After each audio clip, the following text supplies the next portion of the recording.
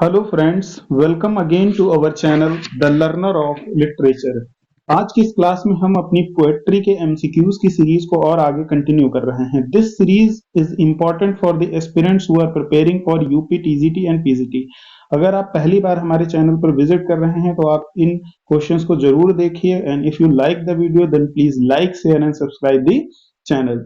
Then चलिए जो है इससे पहले मैंने जो है टोटल 4 जो है वीडियोस इस सीरीज के अपलोड कर दी हैं, जिसमें 120 क्वेश्चंस आपको ऑलरेडी कंप्लीट कराए जा चुके हैं। अब आज जो है हम इस क्वेश्चन 121 से लेकर के 150 तक के क्वेश्चंस को करेंगे। तो सबसे पहले जो है यहाँ पर देखिए, आपका जो है फर्स्ट क्वेश्चन यहाँ पर क्या लिखा हुआ है। Gray wrote famous elegy written in a country churchyard on whose death is this elegy written. आपको पता है कि एलिजी जो है वो क्या होता है, एक मॉर्निंग गीत होता है, मतलब किसी की डेथ पर यूजुअली लिखा जाता है। तो इसको जो है किसकी डेथ पर लिखा गया है। ऑप्शंस क्या हैं आपके, on the death of those who laugh at the fate of the poor man, on the mortality of mankind, on the death of the poor country rustics, या फिर on the death of the poor man of his village. तो यहाँ पर जो आपका correct option है that is option number C, on the death of poor country rustics. इनकी जो है डेथ पर जो है ये एलिजी लिखी गई है, elegy written in a country churchyard. आगे बढ़ते हैं, देखिए हमारा जो है क्वेश्चन नंबर 122, ये क्या कह रहा है। On in the churchyard of which village is the scene of Gray elegy laid. मतलब जो ग्रे, थॉमस ग्रे की जो एलिजी है उसका जो सीन है वो किस चर्चयार्ड में सेट है। तो ऑप्शंस क्या है, the churchyard of Casterbridge, the churchyard of Stoke Poges, the churchyard of Tilbuthy, the churchyard of Yorkshire. 122 में जो करेक्ट ऑप्शन है दैट इज और option number B, the churchyard of Stoke Poges. जो यहाँ पर जो है जो ग्रे की एलिजी है वो जो है उसका सीन जो है। आगे बढ़ते हैं, क्वेश्चन नंबर 123, देखिए क्या लिखा हुआ है ये। Why did Gray choose the churchyard of Stoke Poges to lay the scene of his great elegy, because only the rustics were buried there, because the Gray's mother was buried there, because he himself expressed the desire to be buried there after his death, because it was near his home town। तो जो correct option है यहाँ पर 123 में that is option number B, because Gray's mother was buried there. आगे बढ़ते हैं, यहाँ पर जो है फिर देखिए क्वेश्चन नंबर 124 क्या लिखा हुआ है। Where was Gray himself buried on his death. तो in a churchyard near Casterbridge, in a churchyard on the vicinity of the London, in the churchyard of Stoke Poges, in the churchyard near the Buckingham Hampshire। तो यहाँ पर जो 124 है उसमें आपका जो correct option है that is option number C, in the churchyard of Stoke Poges. आगे देखते हैं क्वेश्चन नंबर 125, देखिए क्या लिखा हुआ है। Gray's elegy written in a country churchyard begins with the line the curfew tolls the knell of the parting day. मतलब यहाँ पर आपको क्या बताना है, what is the meaning of curfew. जो ये लाइन आई हुई है इसमें कर्फ्यू का मतलब क्या है। Dusk time, time of sunset, evening prayer in the church, ringing bells in the evening in the church. तो जो करेक्ट ऑप्शन है आपका 125 में that is option number D, ringing of bells in the evening in the church. ये जो है आपका जो है करेक्ट ऑप्शन है। एक बार ध्यान से देख लीजिए क्या है correct option, ringing of the bells in the evening in the church. मतलब शाम के समय जब चर्च की जो है जो घंटियां हैं वो बजती हैं, वो एक तरह से जो है दिन खत्म हो रहा है इसको जो है अनाउंस करती हैं। नेक्स्ट आगे देखते हैं 126 हमारा, सॉरी 126 क्वेश्चन क्या है हमारा। In which metre and stanza form is Gray's elegy written. मतलब जो ग्रे की एलिजी है उसे किस मीटर और स्टैंजा फॉर्म में लिखा गया है। ऑप्शंस क्या है, in iambic pentameter quatrains, in the pair of heroic couplets, in terza rima, in Spenserian stanza. तो जो करेक्ट ऑप्शन है that is option number A, in iambic pentameter quatrains. इसको आयम्बिक पेंटामीटर क्वाट्रेंस में लिखा गया है। आगे बढ़ते हैं, क्वेश्चन नंबर हमारा 127, देखिए क्या लिखा है 127, whose death does Matthew Arnold mourn in the Rugby Chapel. जो रग्बी चैपल पोएम है मैथ्यू अर्नोल्ड की, उसमें वो किसकी डेथ को मॉर्न करते हैं। तो death of his father, death of his friend Arthur Hugh Clough, death of his fellow poet Robert Browning, या death of great poet Keats. जो रग्बी चैपल में जो है मैथ्यू अर्नोल्ड अपने पिताजी की डेथ को मॉर्न करते हैं। इट मींस दैट जो आपका करेक्ट ऑप्शन होगा that is option number A, death of his father. आगे बढ़ते हैं 128 question, important one. Whose death does Matthew Arnold mourn in his elegy Thyrsis. इनकी जो एलिजी है थायरेसिस, उसमें वो किसकी डेथ को मॉर्न करते हैं? ऑप्शन है Arthur Hugh Clough, Christina Rossetti, Tennyson या फिर ब्राउनिंग। तो जो करेक्ट ऑप्शन है that is option number A, Arthur Hugh Clough जो है इनकी जो है डेथ को जो है इसमें मॉर्न किया गया है, थायरेसिस जो आपकी एलिजी है। आगे देखिए क्वेश्चन नंबर 129 क्या है? What kind of elegy is Arnold Thyrsis. जो अर्नोल्ड की थायरेसिस है वो किस तरह की एलिजी है? ऑप्शंस क्या है? एक कन्वेंशनल एलिजी, एक क्लासिकल एलिजी, एक पेस्टोरल एलिजी या फिर एक हीरोइक एलिजी है। तो it is a pastoral elegy. One जो 29 है उसका करेक्ट ऑप्शन आपका हो जाएगा सी, ये एक पेस्टोरल एलिजी है। थोड़ा सा मैं आपको और यहाँ पर जानकारी ये देना चाहूंगा कि जो पेस्टोरल एलिजीज में और जो दूसरे नाम आते हैं वो क्या आते हैं। तो वो एक तो आपने लिसिडस पढ़ा है, ठीक है, लिसिडस, जो ध्यान से देख लीजिए, ये लिसिडस, ये जो है आपका जो है किसने लिखा है? ये लिखा है मिल्टन ने। तो ये भी एक आपकी पेस्टोरल एलिजी है, ठीक है। और ये किसकी डेथ पर लिखी गई है? तो ये एडवर्ड किंग की डेथ पर लिखी गई है लिसिडस। फिर अगर हम बात करें तो है पीबी सैली ने जो है आपका कौन से लिखा था? पीबी सैली, इन्होंने भी एक एलिजी लिखा हुआ है। जो लिटरेचर के स्टूडेंट हैं उन्हें बहुत अच्छे से पता होता है कि पीबी सैली ने अडोनिस एक एलिजी लिखा था। ये जो है 1821 में पब्लिश हुई थी, ठीक है। और फिर मैथ्यू अर्नोल्ड की तीसरी आती है थायरेसिस। तो ये जो तीनों की तीनों हैं, इनकी जो कैटेगरी है वो क्या है? पेस्टोरल एलिजी है। एक बार फिर मैं बता दे रहा हूं, जॉन मिल्टन की लिसिडस, पीबी सेल्ली की एडोनिस और मैथ्यू अर्नोल्ड की जो थायरेसिस है, ये जो तीनों हैं दीज आर पेस्टोरल एलिजी। कई बार एग्जाम में पूछा गया है कि which one of the following is not a pastoral elegy. तो उसमें क्या होता है, यूजुअली ये तीनों नाम आपको मिलेंगे और एक जो फोर्थ नेम होगा वो किसी दूसरी एलिजी का होगा। तो यहाँ पर ये जो आपके तीनों नाम है इनको आप जरूर याद रखिए। आगे बढ़ते हैं क्वेश्चन नंबर 130। देखिए क्या लिखा है? Whose death does Shelley mourns in his elegy Adonais. जो अडोनिस एलिजी है उसमें पीबी सेल्ली किसकी डेथ को मॉर्न करते हैं? तो ये जो है कौन है? इनके जो पोएट थे जॉन कीट्स, उनकी डेथ को वो मॉर्न करते हैं। आगे देखते हैं क्वेश्चन नंबर 131 क्या कह रहा है हमारा? Urania is referred to as a mother of Keats who was Urania. मतलब जो यूरेनिया है वो कौन थी? यूरेनिया को ऐसा माना जाता है कि is the mother of Keats, वो कीट्स की मदर है। तो वो मतलब यूरेनिया कौन है? तो एक क्लासिकल गॉडेस, एक pastoral goddess, the patron goddess of poets, the goddess of the fate. तो यहाँ पर जो correct option that is option number C, the patron goddess of the poets. मतलब जो है एक तरह से जो पोएट्स होते हैं, जो कवि होते हैं, उनकी जो है गॉडेस, उनकी देवी के रूप में जो है यूरेनिया को माना जाता है। आगे बढ़ते हैं, यहां पर नेक्स्ट क्वेश्चन हमारा 132 क्या लिखा हुआ है? Shelley in his elegy Adonais refers to the herded wolves. मतलब देखिए उन्होंने हर्डेड वुल्व्स की बात की है। Who were responsible for the death of Keats. मतलब जो कीट्स की डेथ के लिए रिस्पॉन्सिबल थे। हु वर दे, मतलब जो ये टर्म यूज हुआ है जो हर्डेड वुल्व्स, ये किसके लिए जो है उन्होंने यूज किया है? तो ऑप्शंस क्या हैं? Fanny Brawne and her family members, D एफेथोकेरियस where he served in his early career, या फिर जो है the Scotch reviewer who condemned his poetry, and last one some contemporary poets who denounced him.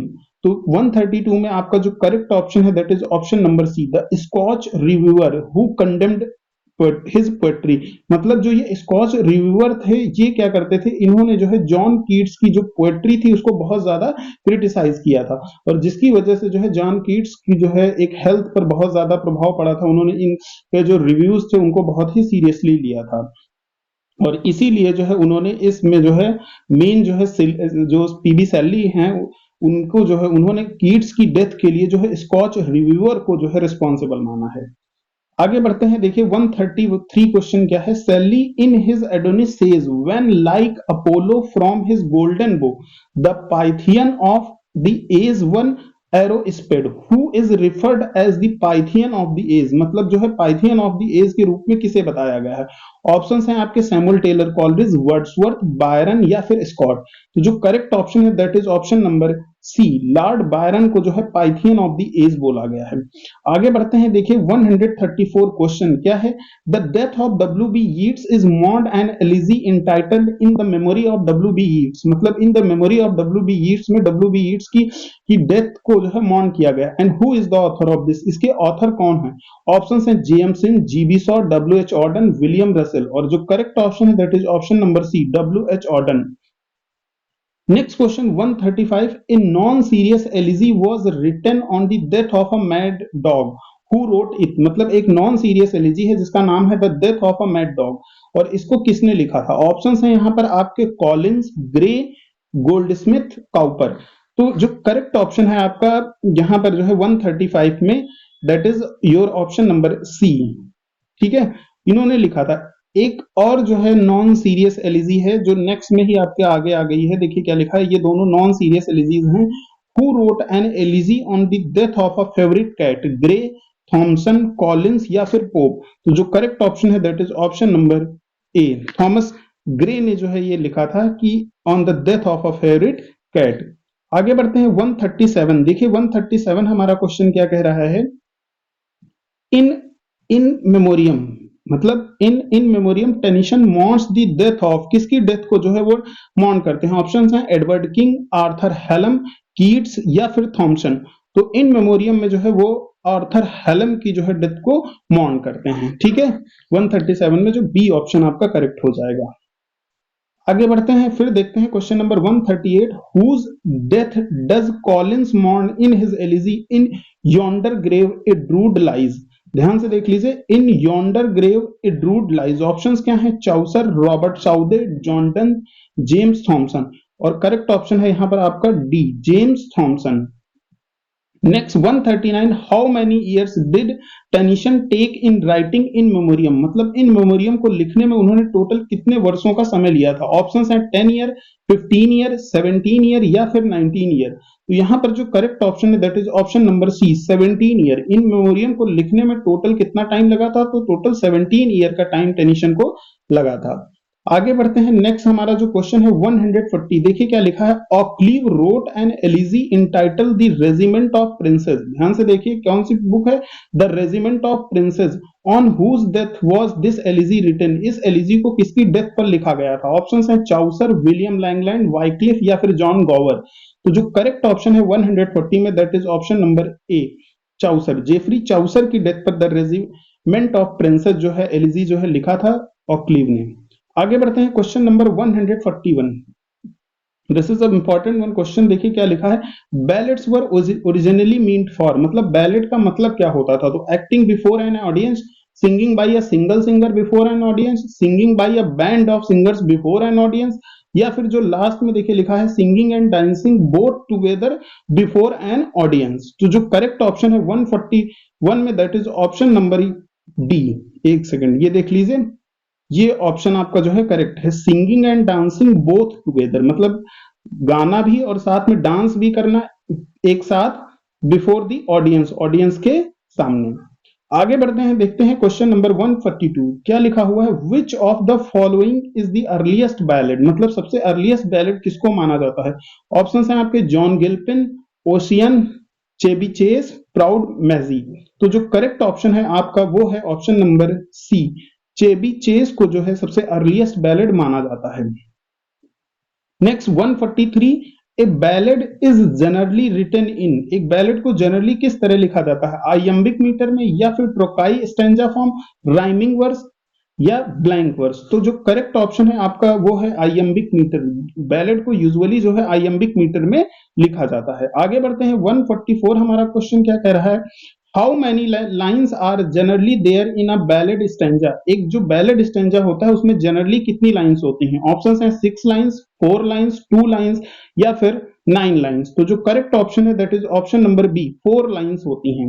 Next देखिए 145, क्या लिखा हुआ है, व्हाट इज ओशियन, ओशियन क्या है? तो a ballad written by Macpherson, a body of ballads collected by collected by Macpherson, a body of ballads collected by Percy या a ballad written by Percy। तो यहाँ पर जो करेक्ट ऑप्शन है that is option number B, a body of ballads collected by मैकफेरसन।